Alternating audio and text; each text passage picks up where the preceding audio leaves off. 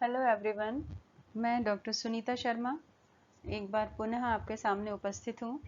MA final paper 6 economics of growth and development का chapter 5 part 1 लेकर। Chapter 5 दो भागों में विभक्त किया गया है, पार्ट 1 और पार्ट 2। आज हम चैप्टर 5 का पार्ट 1 मानव पूंजी निर्माण पढ़ेंगे और इसको जानने का प्रयास करेंगे।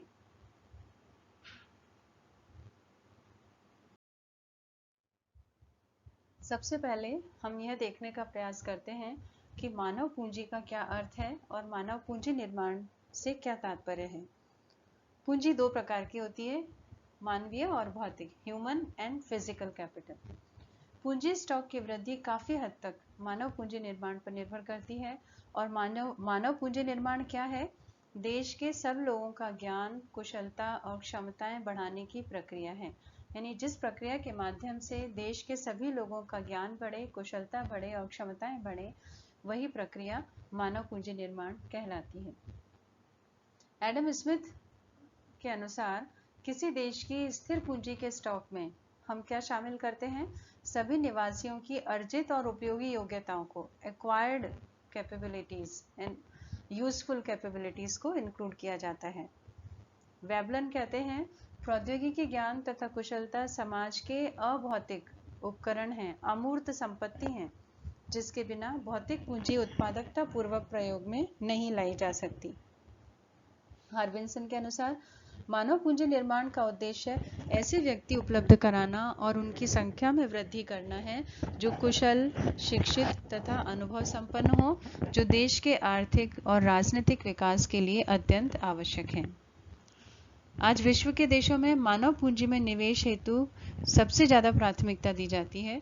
मानव पूंजी में निवेश से क्या तात्पर्य है? इसका अर्थ है, संकुचित अर्थों में इसका अर्थ है शिक्षा और प्रशिक्षण पर व्यय, जबकि व्यापक अर्थों में, विस्तृत अर्थ में पूंजी निवेश, मानव में पूंजी निवेश से तात्पर्य है स्वास्थ्य, शिक्षा तथा सभी सामाजिक सेवाओं पर व्यय। उत्पादन और उत्पादकता के स्तर में अभिनव सुधार हेतु मानव पूंजी निर्माण का विशेष योगदान होता है।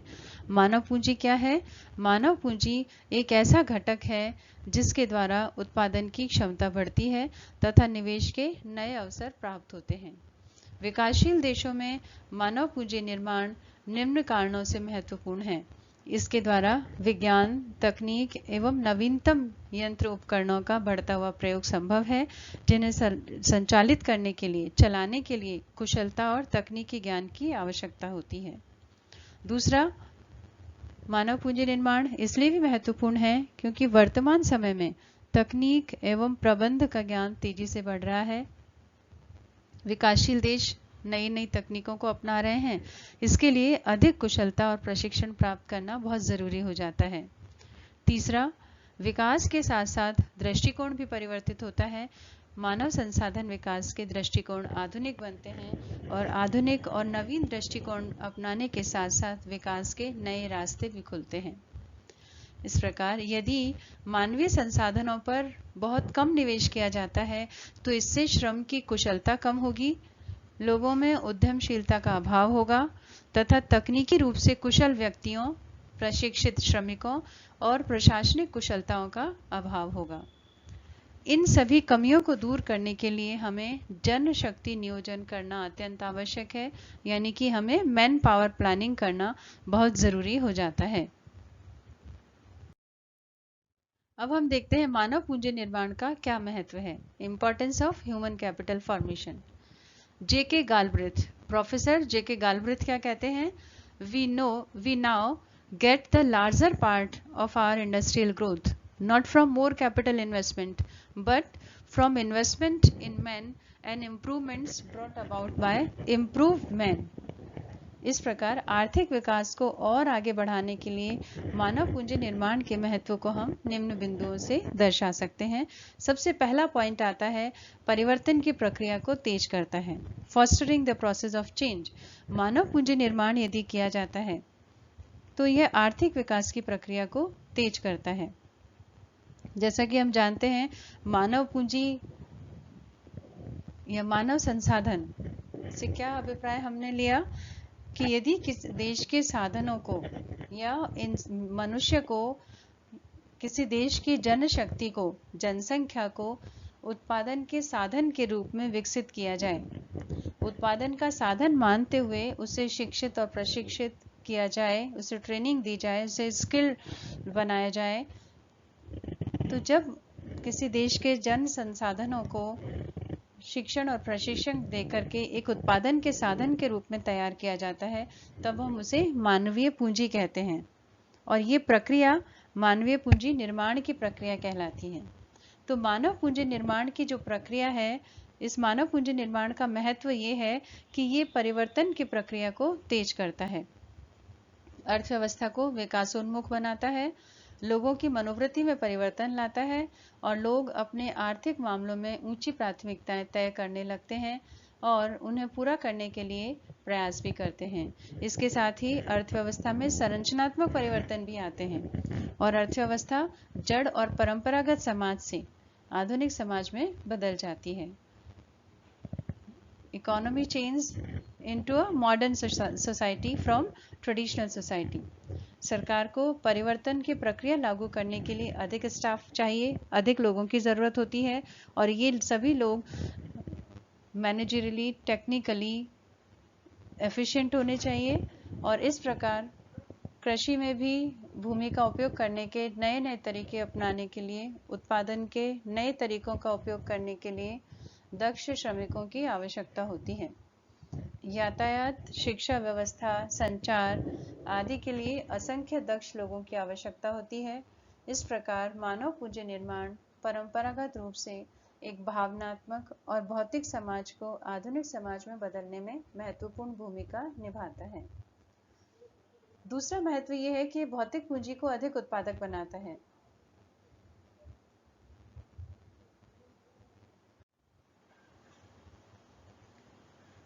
दूसरा है, ये भौतिक पूंजी को अधिक उत्पादक बनाता है। यदि देश में पर्याप्त मात्रा में मानवीय पूंजी है, तब इसे भौतिक पूंजी की उत्पादकता को बढ़ाया जा सकता है। यानी कि जनसंख्या अधिक है, लेकिन उस जनसंख्या को यदि हमने मानवीय पूंजी में परिवर्तित कर दिया, उसे शिक्षण प्रशिक्षण प्रदान करके पूंजी में परिवर्तित कर दिया, तब इससे भौतिक पूंजी की उत्पादकता को भी बढ़ा सकते हैं। अल्प विकसित देशों में अनेक कार्यक्रम चलाए जाते हैं, जैसे सड़कें, बांध, पावर हाउस, भारी उद्योग, अस्पताल, स्कूल, कॉलेज बनवाना और अन्य विकास कार्य करना। और इन सभी कार्यों के लिए इंजीनियर, वैज्ञानिक, डॉक्टर, नर्स, कृषि वैज्ञानिक, तकनीशियन, प्रबंधक, प्रशासकीय कर्मचारी, लेखाकार, सांख्यिकीविद, अर्थशास्त्री, कंपनी सचिव, लागत लेखाकार आदि की आवश्यकता होती है। यदि किसी देश में ये सभी पर्याप्त मात्रा में पाए जाते हैं, तब यह उस देश के विकास कार्यों को भली प्रकार से चला पाएंगे। तीसरा पॉइंट है, मानव पूंजी निर्माण जीवन स्तर को ऊंचा उठाने में मदद करता है। Help in raising the general standard of living. यह तभी संभव हो पाएगा जब रूरल और अर्बन एरियाज में जो भी सरप्लस मैन पावर है, लेबर है, उसे ट्रेनिंग दी जाए, उसे एजुकेट किया जाए और तभी उसे बेटर जॉब अपॉर्चुनिटीज़ मिल पाएंगी और उसकी जितनी भी कैपेसिटीज़ हैं उनका पूरा उपयोग हो पाएगा। और इससे जब वो उनकी कैपेबिलिटीज़ बढ़ेंगी ट्रेनिंग के थ्रू, तो उससे उनकी आय बढ़ेगी और उनका स्टैंडर्ड ऑफ लिविंग भी सुधरेगा। यह भी देखा गया कि ह्यूमन कैपिटल फॉर्मेशन में जितना भी इन्वेस्टमेंट किया गया, उससे रिटर्न कहीं अधिक मिले हैं। जैसे फॉर एग्जाम्पल, श्रमिकों के प्रशिक्षण पर हम जितना व्यय करते हैं, तो उससे उनकी उत्पादकता बढ़ती है और फाइनली देश का टोटल आउटपुट बढ़ता है। और इसी प्रकार से जैसे न्यूट्रिशन में इन्वेस्टमेंट किया गया, लोगों को न्यूट्रिशनल वैल्यूज़ दी गई, उन्हें जो है पोषण प्रदान करने हेतु अच्छा भोजन उपलब्ध कराया जाता है, ऐसी व्यवस्था की जाती है, तो उनकी जीवन प्रत्याशा बढ़ती है, उनकी वर्क एफिशिएंसी बढ़ती है और अंततः देश का कुल उत्पादन बढ़ता है। नेक्स्ट पॉइंट है कि मानव पूंजी निर्माण पिछड़ेपन को दूर करता है। अल्पविकसित देशों में मानव पूंजी निर्माण उनके पिछड़ेपन को दूर करने में अनेक तरह से महत्वपूर्ण भूमिका निभाता है। पहला, यह वर्तमान संसाधनों का उपयोग करते हुए अधिक उत्पादन की प्रक्रिया में महत्वपूर्ण भूमिका निभाता है और इसके लिए श्रमिकों की दक्षता को बढ़ाकर यह संभव किया जा सकता है। दूसरा, श्रमिकों की गतिशीलता को हम कैसे बढ़ा सकते हैं, जिससे कि बेहतर जॉब ढूंढ पाएंगे और आय को बढ़ाएंगे। श्रमिकों की गतिशीलता का तात्पर्य है कि श्रमिक जो है एक स्थान से दूसरे स्थान की ओर आसानी से जा सकते हों, जहां उन्हें बेहतर जॉब अपॉर्चुनिटीज मिले वहां पर वे आसानी से जा सकें, जिसे हम माइग्रेशन या देशांतरण कहते हैं, स्थानांतरण कहा जाता है। तीसरा, ये श्रमिकों के ज्ञान में वृद्धि करेगा। चौथा, यह आधुनिक तकनीकी के उपयोग को बढ़ावा देगा, जो अल्पविकसित देशों के पिछड़ेपन को दूर करने के लिए बहुत जरूरी है।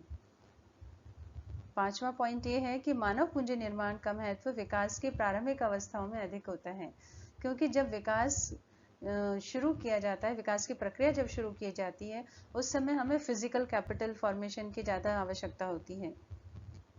ऐसा लेस डेवलप्ड कंट्रीज के केस में होता है, जबकि जो डेवलप्ड कंट्रीज हैं वहाँ बिल्कुल विपरीत होता है। डेवलप्ड कंट्रीज में ह्यूमन कैपिटल फॉर्मेशन की आवश्यकता विकास की अंतिम अवस्थाओं में ज़्यादा होती है, जबकि अल्पविकसित देशों को प्रारंभिक अवस्था से ही तकनीकी और पूंजीगत वस्तुओं की आवश्यकता होती है। और अंत में अल्पविकसित देशों में श्रम शक्ति को लेकर दो विरोधाभासी समस्याएं पाई जाती हैं। एक ओर तो अल्पविकसित देशों में क्या है, दो कॉन्ट्रडिक्शन है कि एक ओर तो स्किल्ड इंडस्ट्रियल लेबर का अभाव होता है, स्किल्ड इंडस्ट्रियल लेबर नहीं मिलती, shortage of skilled industrial labour. दूसरी ओर श्रम शक्ति का आधिक्य है, हम कहते हैं कि सरप्लस लेबर भी अवेलेबल है। तो ये विरोधाभासी, एक तरफ हमारे पास सरप्लस लेबर है लेकिन दूसरी तरफ स्किल्ड इंडस्ट्रियल लेबर हमारी नहीं है। मानव पूंजी निर्माण का उद्देश्य श्रमिकों को उत्पादन के साधन के रूप में दक्ष बनाकर उन्हें एक लाभदायक रोजगार उपलब्ध कराकर उनकी समस्याओं को दूर करना है। पांचवा पॉइंट ये है कि मानव पूंजी निर्माण बेहतर प्रतिफल प्रदान करता है, ग्रेटर रिटर्न्स हमें इससे मिलते हैं। मानव पूंजी निर्माण में निवेश इसलिए जरूरी है क्योंकि इस प्रकार के निवेश से मिलने वाला प्रतिफल इनकी लागत से कहीं अधिक होता है, क्योंकि ह्यूमन कैपिटल फॉर्मेशन में इन्वेस्ट करने की जो कॉस्ट आती है उसकी तुलना में इनसे मिलने वाला रिटर्न कहीं ज़्यादा होता है। जैसे हम पहले भी डिस्कस कर चुके हैं कि श्रमिकों के प्रशिक्षण पर किया गया व्यय उनकी प्रोडक्टिविटी बढ़ाएगा और जो finally total output of a nation that will turn into increase in total output of a nation. ठीक इसी तरह से पोषण में निवेश बढ़ाने से भी कार्य करने की क्षमता बढ़ेगी, वर्क एफिशिएंसी बढ़ेगी और लाइफ एक्सपेक्टेंसी भी बढ़ेगी। नेक्स्ट पॉइंट है कि आर्थिक वृद्धि दर को तीव्र करने में सहायक, for accelerating rate of economic growth. Less developed countries में मानवीय पूंजी अल्पविकसित रह जाती है, इसलिए वहां आर्थिक वृद्धि दर को तेज नहीं किया जा सकता, क्योंकि इन देशों में विकसित देशों से भौतिक पूंजी का बहुत अधिक आयात किया गया। फिजिकल कैपिटल तो हम बाहर से ले लेते हैं, लेकिन वहाँ की जो ह्यूमन कैपिटल है उस पर बिल्कुल ध्यान नहीं दिया जाता। इसलिए मानव पूंजी निर्माण की आवश्यकता है ताकि अर्थव्यवस्था के जो नेचुरल और फिजिकल कैपिटल और नॉन कैपिटल रिसोर्सेज, इन तीनों का अधिकाधिक उपयोग किया जा सके। इसके बाद नेक्स्ट मेन पॉइंट आता है मानव पूंजी निर्माण की समस्याएं अथवा सीमाएं। सबसे पहला इसमें है मानव पूंजी निर्माण की क्या समस्याएं हैं और क्या what are the limitations of human capital formation. सबसे पहला है पॉपुलेशन एक्सप्लोजन, जो मानव पूंजी निर्माण के रास्ते में आता है। सबसे बड़ी समस्या हमारी जनसंख्या विस्फोट की है और भारत जैसे विकासशील देश में इंक्रीजिंग पॉपुलेशन एक सबसे बड़ी चुनौती है। इससे मानव की गुणवत्ता पर विपरीत प्रभाव पड़ता है, quality of human being continue decrease होती है। इसके साथ साथ जो पॉपुलेशन के साइड इफेक्ट हैं वे भी आते हैं, जैसे कि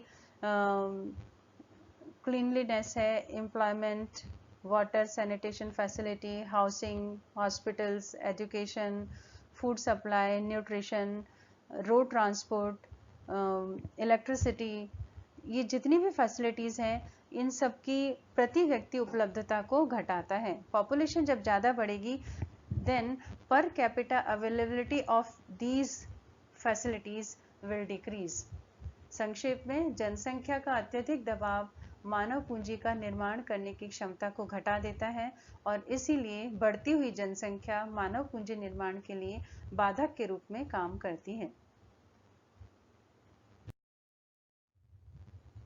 मानव पूंजी निर्माण में सामने आने वाली दूसरी सबसे बड़ी समस्या है ब्रेन ड्रेन, प्रतिभा पलायन की। प्रतिभा पलायन में क्या है कि हम देखते हैं कि जितने भी विकासशील देश हैं वहाँ पर जो भी लोग जन्म लेते हैं वे वहीं पर शिक्षा प्राप्त करते हैं, प्रशिक्षण प्राप्त करते हैं, लेकिन उसके बाद वे विकसित देशों की ओर स्थानांतरित हो जाते हैं और विदेशों की ओर स्थानांतरित होने वाले व्यक्ति बहुत योग्य वैज्ञानिक होते हैं, अच्छे प्रशासक होते हैं, अच्छे इंजीनियर, शिक्षाविद और चिकित्सक होते हैं। इसे ब्रेन ड्रेन कहा। तो इस ब्रेन ड्रेन के कारण विकासशील और अल्प विकसित देशों को बहुत हानि होती है। हम भारत का ही उदाहरण ले सकते हैं, जहां हर वर्ष बहुत बड़ी संख्या में वैज्ञानिक, इंजीनियर, चिकित्सक, शिक्षाविद भारत से विकसित देशों जैसे यूके, यूएसए, जर्मनी आदि देशों की ओर स्थानांतरित हो जाते हैं। ये विकासशील देशों के आर्थिक विकास को बुरी तरह प्रभावित करता है। तीसरी समस्या आती है श्रम शक्ति नियोजन का अभाव। अल्प विकसित देशों में अपर्याप्त श्रम शक्ति नियोजन पाया जाता है। मैन पावर प्लानिंग वहाँ पर नहीं की जाती। वहाँ विभिन्न स्तरों पर शिक्षा के स्तर को ऊंचा उठाने का प्रयास नहीं किया जाता और न ही तकनीकी रूप से दक्ष श्रम शक्ति की मांग और पूर्ति को बनाए रखने का प्रयास किया जाता है। यानी आप एजुकेशन लेवल को भी ऊंचा नहीं उठा रहे हैं और न ही आप टेक्निकली स्किल्ड लेबर की डिमांड और सप्लाई को बराबर रख पा रहे हैं। परिणाम स्वरूप कुछ देशों में उनकी जो जनरल इकोनॉमिक ग्रोथ है उसकी अपेक्षा योग्य और दक्ष बेरोजगार स्नातकों की संख्या बहुत तेजी से बढ़ती जाती है। लोगों को उनकी दक्षता के अनुरूप काम नहीं मिलता, बेरोजगार रहते हैं और इसलिए ऐसे स्किल्ड मैन पावर अनएम्प्लॉयड रह जाती है। नेक्स्ट प्रॉब्लम है लेस अटेंशन और एग्रीकल्चर डेवलपमेंट। कृषि विकास पर कम ध्यान। अल्प विकसित देशों में कृषि के विकास पर बहुत कम ध्यान दिया गया है। यहाँ ऑन द जॉब ट्रेनिंग का कोई प्रावधान नहीं होता। आधुनिक कृषि तकनीकी का उपयोग करने के लिए किसानों को शिक्षित करने की दिशा में बहुत कम कार्य किया गया है। प्रशिक्षण कार्यक्रम के माध्यम से किसानों को शिक्षा प्रदान करने के लिए बहुत बड़े निवेश की आवश्यकता होती है, जो इन देशों में आसानी से उपलब्ध नहीं होता। साथ ही राजनेता और प्रशासक भूमि और भवन निर्माण पर अधिक राशि आवंटित करते हैं, जबकि टीचिंग स्टाफ के लिए बहुत कम। वास्तव में देखा जाए तो अल्प विकसित देशों में योग्य और प्रशिक्षित एग्रीकल्चरल टेक्नीशियंस की कमी को ही मानव पूंजी निर्माण और एग्रीकल्चरल डेवलपमेंट पर कम ध्यान देने के लिए जिम्मेदार माना गया। ऐसे में यदि हम कहें कि अल्प विकसित देशों में कृषि ही उनकी बैकबोन है, तो ये निरर्थक साबित होता है। ये कहना निरर्थक ही प्रतीत होता है।